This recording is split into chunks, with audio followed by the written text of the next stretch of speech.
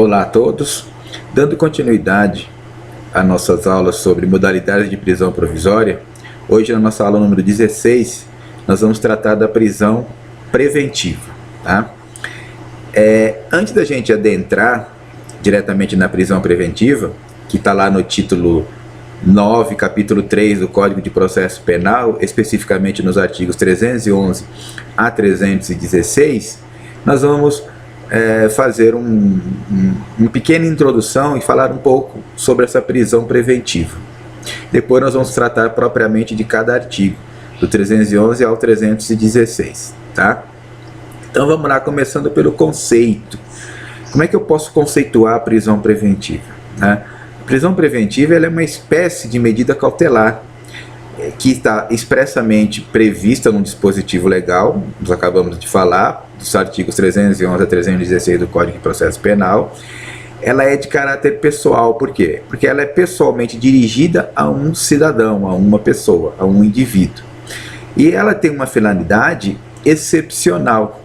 Presta bem atenção nessa palavra, excepcional. Por que excepcional? Lembra quando nós falamos na aula anterior que prisão será sempre a exceção e a liberdade a regra? Então, dentro do direito penal, nós temos, e a própria Constituição ela estabelece isso, a liberdade ela é a regra para o convívio em sociedade.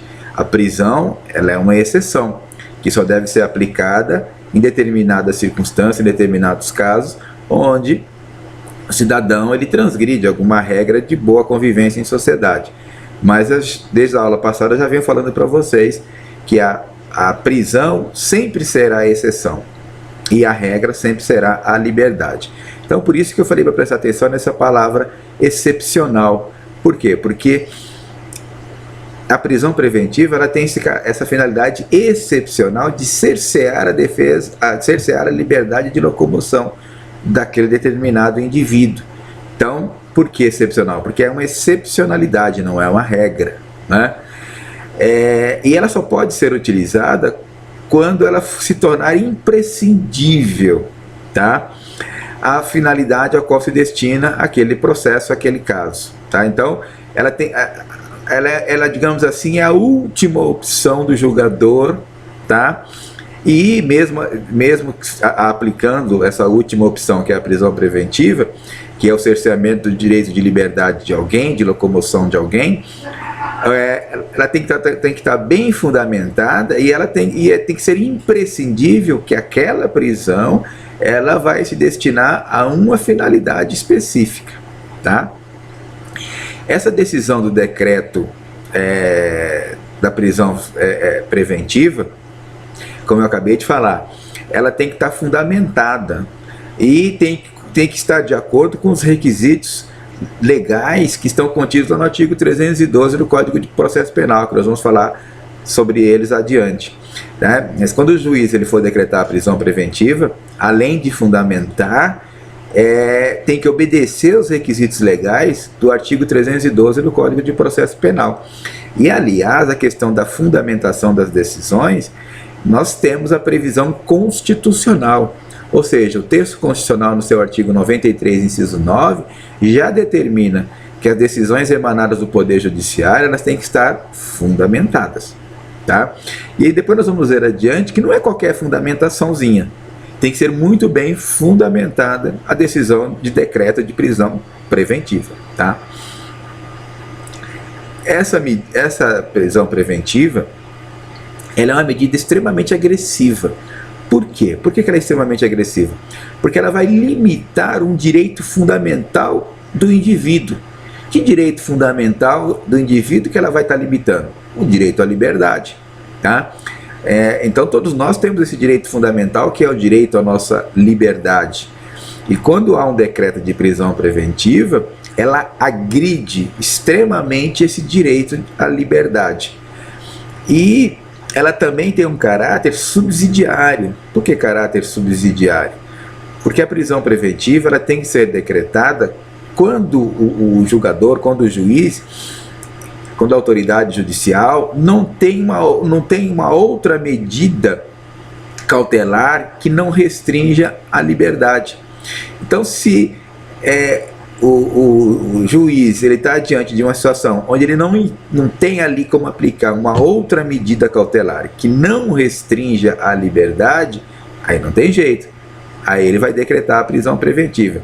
Então ela é a última hipótese, porque eu tenho que aventar a possibilidade ou as possibilidades de não restringir, melhor dizendo, o direito à liberdade. Então eu aplico alguma medida cautelar que não vá restringir esse direito de liberdade. Agora, se eu não vislumbro naquele momento, naquela situação, uma medida que não seja a restrição ao direito de liberdade, aí eu não tenho outro jeito, eu não tenho outro caminho senão a medida extrema de decreto da prisão preventiva.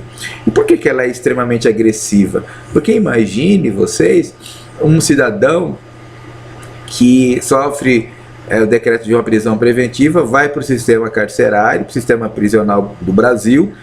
Todos nós já sabemos como funciona o nosso sistema carcerário. Ele é precário, ele está falido, e quem entra lá às vezes sai muito pior do que quando chegou, e às vezes o cidadão dentro do sistema carcerário ele sofre danos que são irreparáveis, danos que vão ficar perpetrados para o resto da sua vida. Então, por isso que a prisão preventiva ela é uma medida extremamente agressiva ao ser humano, né? E tem que ser decretada realmente só em último caso, quando eu não vislumbro uma outra medida que não restrinja a liberdade daquele cidadão, tá? Essa prisão preventiva ela tem que ser imposta pela autoridade judicial, tá?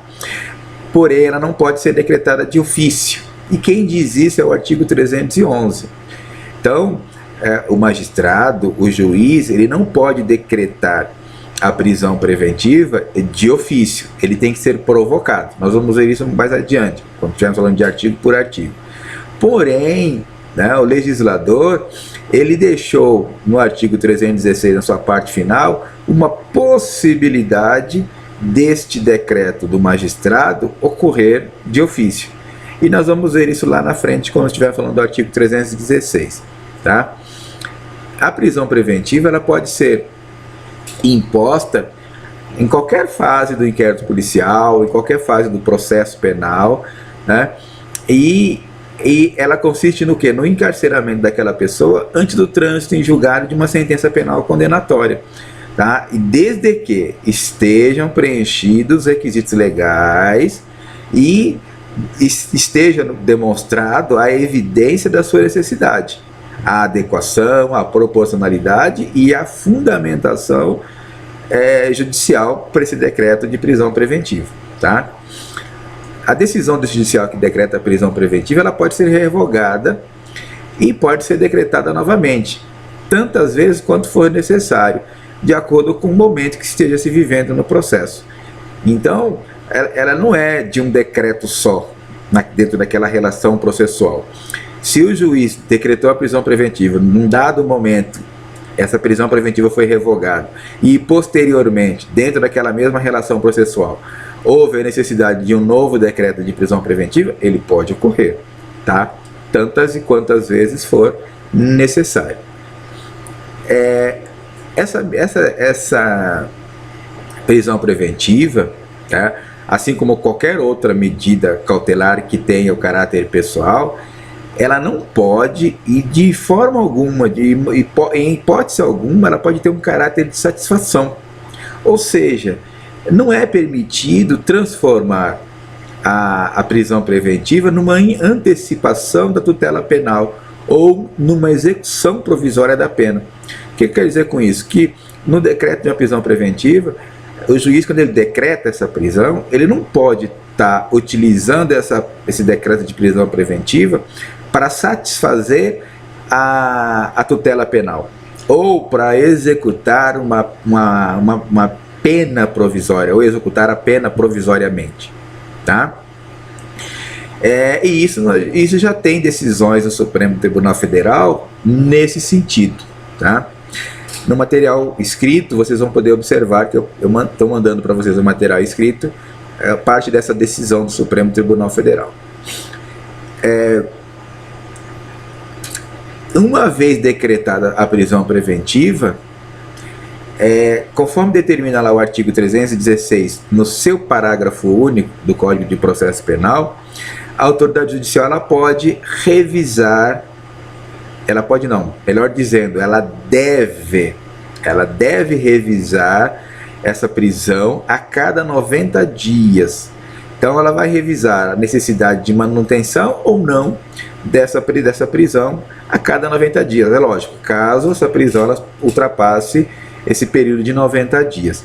E essa decisão que vai revisar a cada 90 dias a necessidade ou não de manutenção dessa prisão preventiva, ela tem que ser também fundamentada.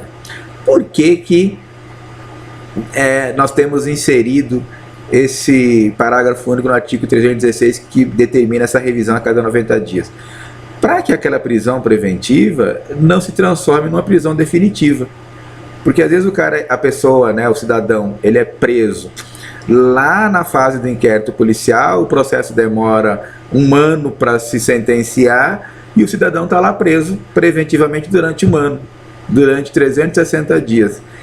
Então é prudente que, num prazo rigoroso de 90 dias, seja feita essa revisão pelo magistrado e ele vai fundamentar a necessidade de manutenção ou não daquela prisão preventiva.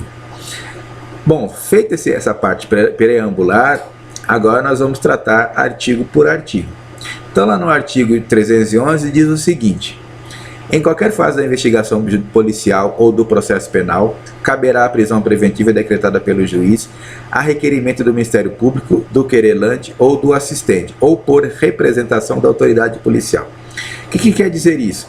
Isso quer dizer que o juiz não pode decretar de ofício a prisão preventiva. Ele só pode decretar após um pedido prévio de uma dessas partes que nós acabamos de falar, ou da autoridade policial. Isso pode acontecer na fase de inquérito, isso pode acontecer na fase processual, tá? Entretanto, como a gente já comentou, já adiantamos, o juiz ele pode, esse decreto, essa determinação legal de não poder decretar a prisão preventiva de ofício, ela não é absoluta. Por quê? Porque o artigo 316 do Código de Processo Penal, ele diz o seguinte: o juiz poderá de ofício ou a pedido das partes revogar a prisão preventiva, se, no correr da investigação ou do processo, verificar a falta de motivo para que ela subsista, bem como novamente decretá-la se sobrevierem razões que a justifiquem. Veja essa parte final, bem como novamente decretá-la se sobrevierem razões que a justifiquem. Então quando fala bem como novamente decretá-la, o juiz ele está podendo, o artigo legal está dizendo ao juiz que ele tem a possibilidade que de ofício, nessa situação do artigo 316, decretar novamente a prisão preventiva. É claro e evidente que se sobrevierem razões que justifiquem esse decreto, tá? Então o juiz ele vai ter que verificar a necessidade ou não de um novo decreto dessa prisão preventiva. Depois nós passamos para o artigo 312. E nesse artigo 312 diz o seguinte: a prisão preventiva poderá ser decretada como garantia da ordem pública, ordem econômica, por conveniência da instrução criminal ou para assegurar a aplicação da lei penal, quando houver prova da existência do crime e indício suficiente de autoria e de perigo gerado pelo estado de liberdade do imputado. E aí nós vamos lá para o parágrafo 2º desse artigo, que diz o seguinte: a decisão que decretar a prisão preventiva deve ser motivada e fundamentada em receio de perigo e existência concreta de fatos novos ou contemporâneos que justifiquem a aplicação da medida adotada. Então vamos lá. Vocês podem perceber que não basta mais a gente perquirir simplesmente sobre a existência do crime e de indício suficiente de autoria. Agora, o julgador, o magistrado, ele tem que examinar se o estado de liberdade do investigado ou do réu gera perigo. Nesse ponto, o que a gente pode entender? Que o que se tutela nessa situação é a vítima, é imediatamente a vítima. E aí o requisito da garantia da ordem pública se preocupa em proteger a sociedade. E muitas das vezes a situação se confunde quando a vítima é a própria administração pública ou o erário, mas não é o nosso caso aqui em discussão. E em alguns casos, como nas prisões dos mulas, dos tráficos, né, aí fica difícil a situação concreta. Como é que vai verificar que aquele agente de liberdade ele possa gerar perigo? E o perigo gerado pelo estado de liberdade do imputado, que se examina, é a manutenção do sujeito criminoso em liberdade por si só.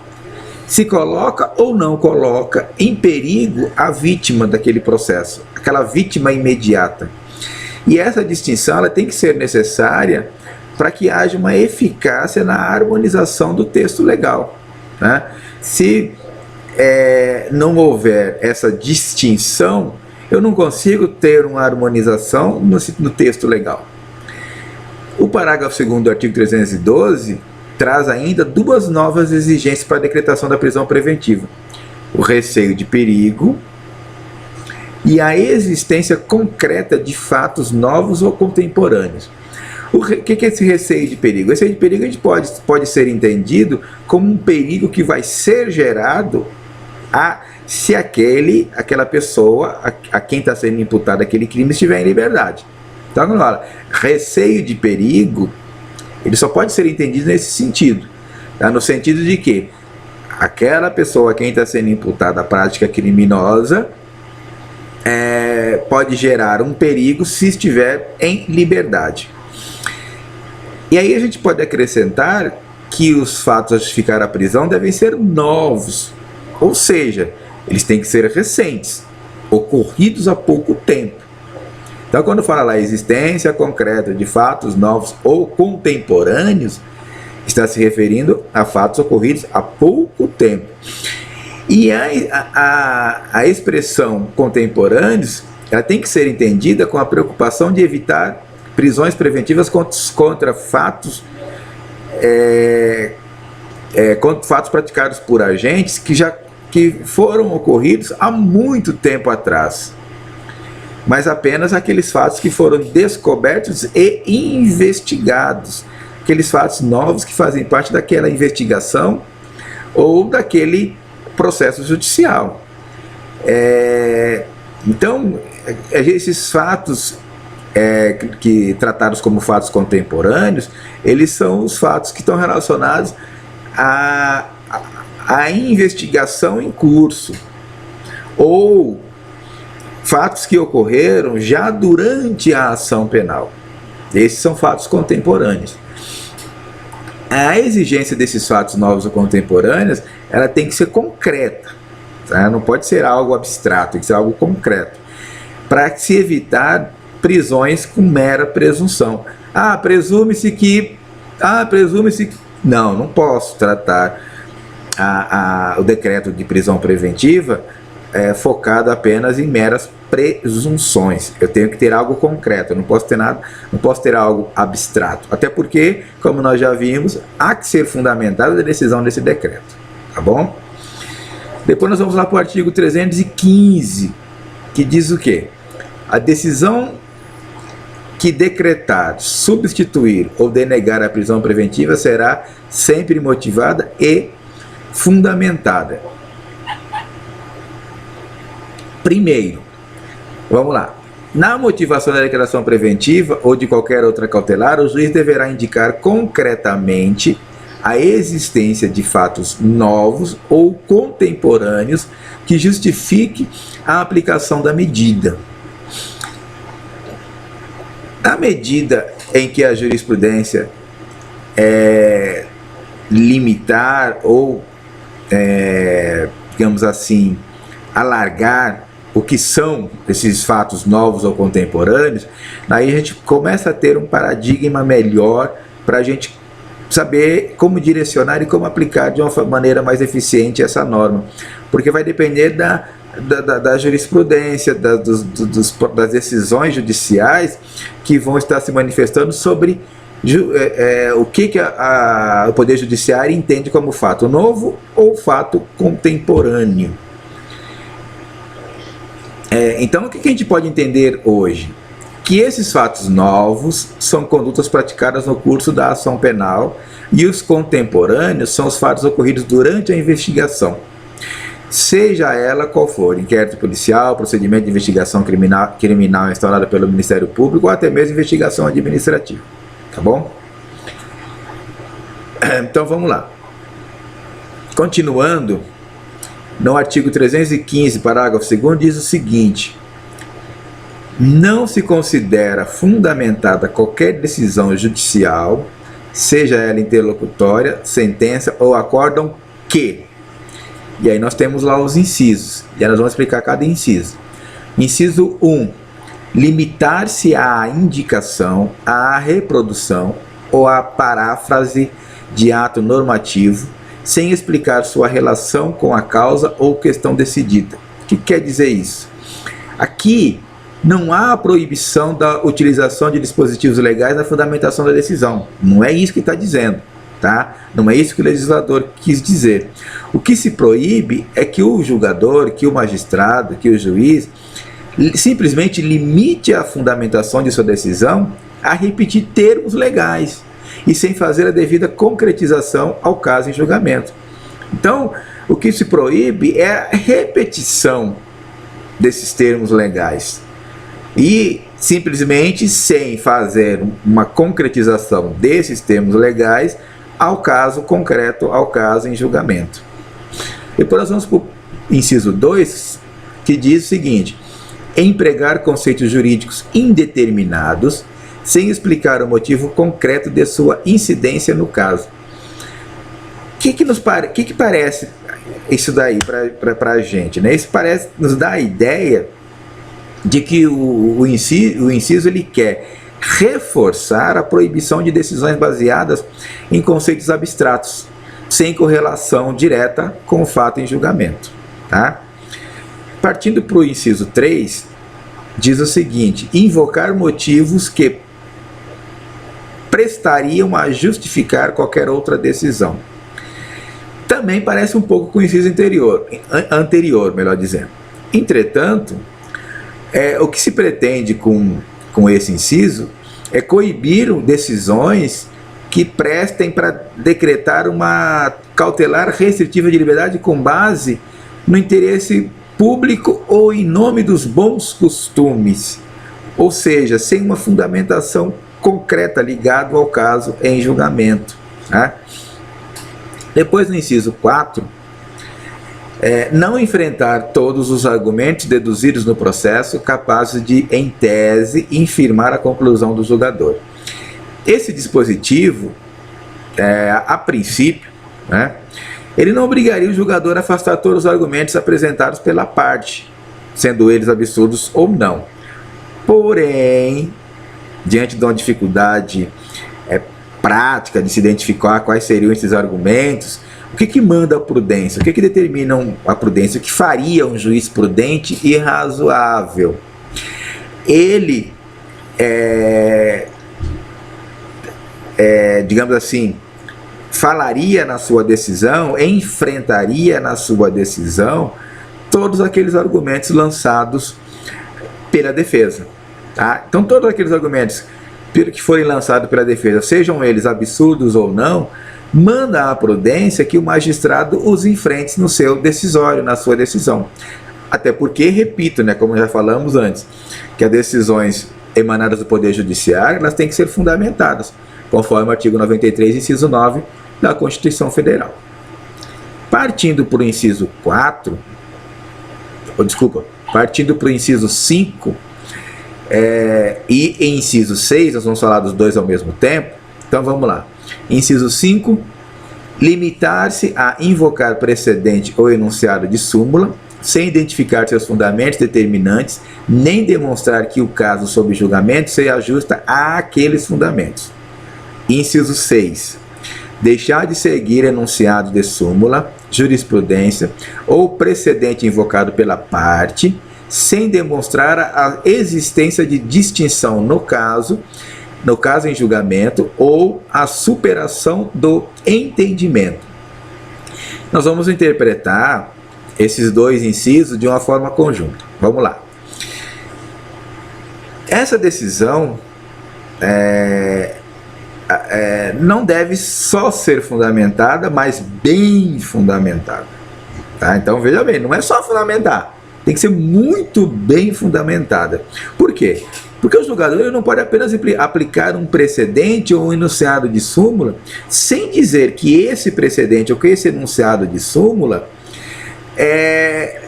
ele, digamos assim, ele se encaixa perfeitamente ou se encaixa concretamente naquele caso que está sob julgamento. Tá? Então, por exemplo, ele não pode simplesmente fazer um paralelo entre os fatos e argumentos que deram base ao precedente ou súmula invocados e a sua correlação com o fato em julgamento. Tem que haver uma relação concreta, tá? Entre aqueles precedentes invocados pelo julgador e aquele caso concreto que está nas suas mãos pendente de julgamento.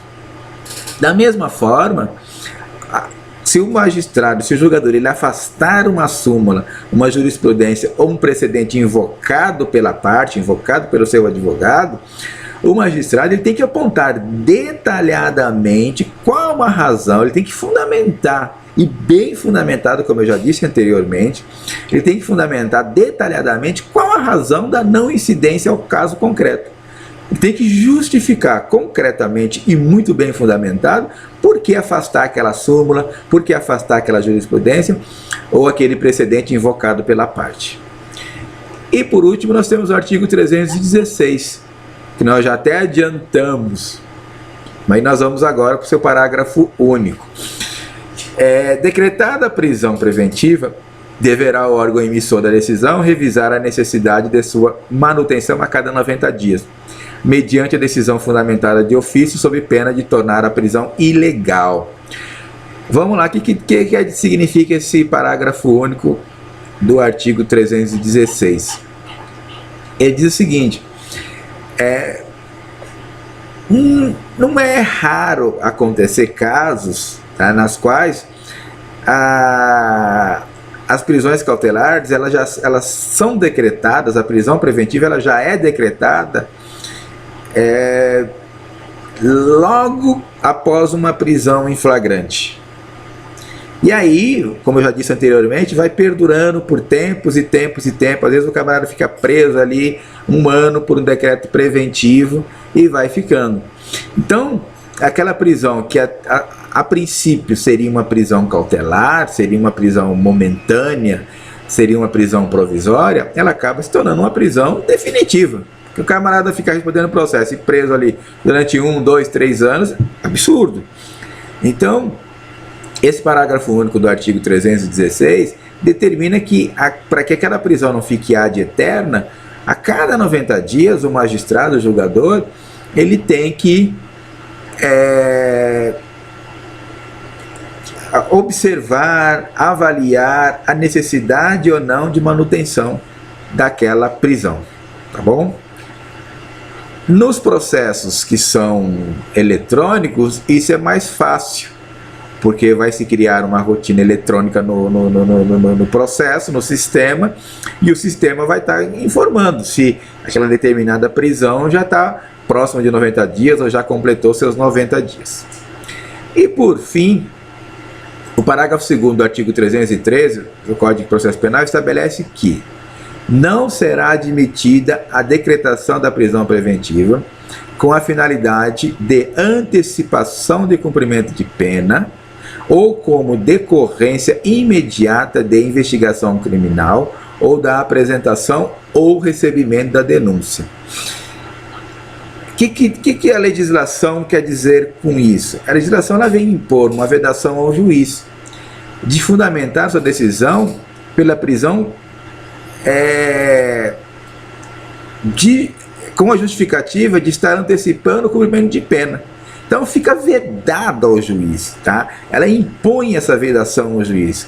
Ele está proibido de, na sua fundamentação, se basear na justificativa de antecipar o cumprimento de pena, ou o que seria um absurdo, né? Ou até em razão de uma pura e simples existência de uma investigação criminal, ou por consequência de um oferecimento de denúncia, receba a denúncia e decreta a prisão preventiva. Não pode.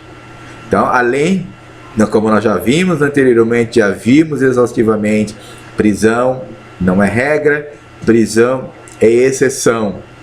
Um decreto de prisão preventiva tem que ser fundamentado. Além de ser fundamentado e bem fundamentado, o decreto de prisão preventiva ele tem que preencher aqueles requisitos autorizadores que nós vimos e analisamos cada um deles, tá bom?